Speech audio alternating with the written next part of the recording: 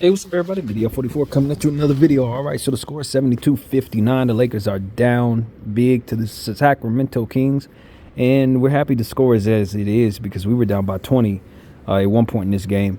We cut it all the way to 6, and then Sacramento ran it all the way back up to 13. I tell you the truth, man. This game is a quick strike type of game. If you can't score, you're not getting far against these two. De'Aaron Fox and Sabonis are just running it up, man. They are hard to defend, as they always are.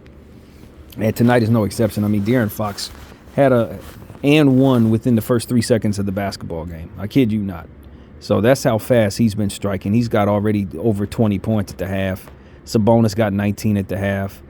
AD's 1 for 6, and he also might have tweaked the groin again, so we got to keep an eye open for him. Bron had 3 early turnovers, but his 3-ball was falling. Had a -7, which is a better plus-minus than most. Cam Reddish also had a -7, which was pretty good. Got some steals, did some good things. We like what we seen there.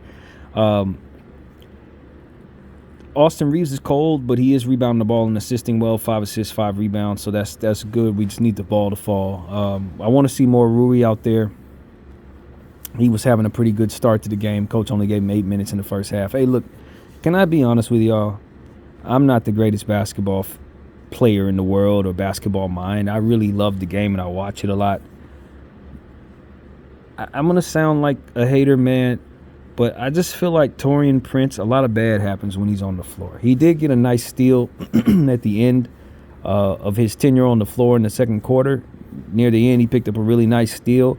But it just seems like the big shots in the corner he missed. He had a nice straightaway three-point shot, so I don't want to say he was playing poorly. Other people had bad plus and minuses. His wasn't great. But it just seems to me that the league starts attacking him, man. Like when they see him on the ground, on the floor, they go to him. I was like, okay, he down there. All right, let's try to work the ball around. And it just seems like there's certain things that happen that don't necessarily affect him directly, but because he's on the floor, he'll get stepped past. A guy will go past him and then be able to make a quick pass that turns into another pass that turns into a layup. It's like bad things happen when he's on the floor. I can't express it any better and any clearer than that. We were down by 6. When we put him on the floor, they immediately ran it back up to 15. And as I was watching what was happening, it was almost like the Sacramento Kings just sparked some confidence. Like, yo, he's on the floor now. Okay, we should be able to work the ball around. It's almost like being able to have a hole on the floor on both sides of the floor, because he's not quick enough to keep up with nothing that they're doing. And then you got D'Angelo Russell, who's not quick enough to keep up with them defensively, but at least he's scoring on the offensive end. And then you got Austin Reeves, who's not hitting shots and not quick enough to keep up with him, but he's contributing to the boards and the assists. So it's like, guys are struggling, but you can't have a guy, Taurean Prince, who's not really overly talented at anything, being on the floor when other guys have such glaring weaknesses going up against a fast offense. And so that's really what I'm saying here. It's almost like the same idea I have about Austin Reeves and D'Lo Russell being on the floor at the same time to start the game. It becomes a situation where you got too many weaknesses on the floor that kind of, what's the opposite of complement one another? They are the detriment to one another because of it. And when you throw Taurean Prince in there, it just seals it off. I guarantee you, you remove him from that starting lineup and you replace him with Rui Hachimura, things are going to go much better, because he's just too limited of a player in general, man.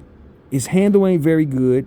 He doesn't really hit 3 shots as well as consistently as you want to. The one strength I do like of him is he strikes very fast when he's laying the ball up.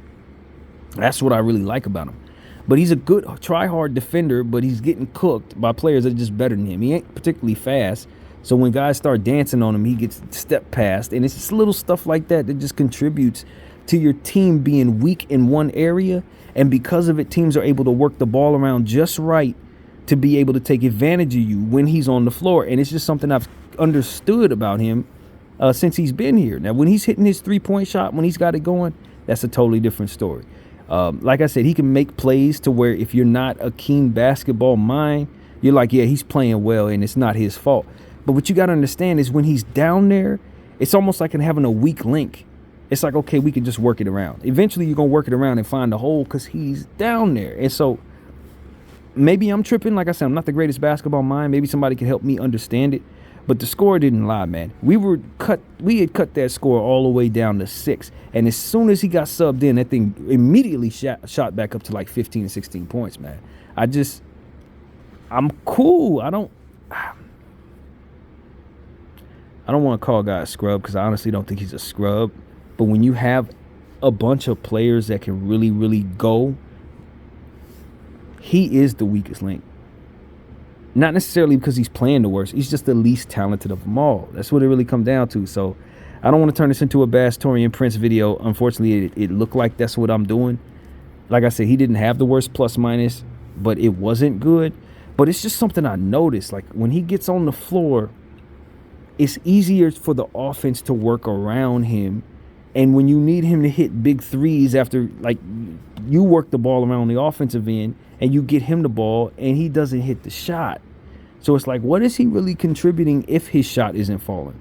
For me, get him more plays, strike into the bucket, laying the ball up because he can score it fast as anybody.